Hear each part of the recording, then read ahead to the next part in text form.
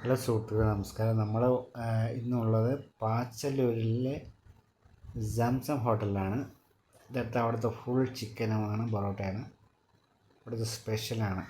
ഒരു full chicken വാങ്ങിച്ചാൽ നല്ല ക്വാണ്ടിറ്റിയൊക്കെ ഉണ്ട്. ഇതാണ് മുതലാളി. എപ്പോഴും ഇവിടെ പാഴ്സലാണ് ഏറ്റവും കൂടുതൽ പോകുന്നത്. പൊറോട്ടയും ചിക്കൻ ഫ്രൈയുമാണ്. നല്ല ടേസ്റ്റാണ്. ലൈവിൽ എപ്പോഴും ചിക്കൻ ഇങ്ങനെ വറുത്തുകൊണ്ടിരിക്കും.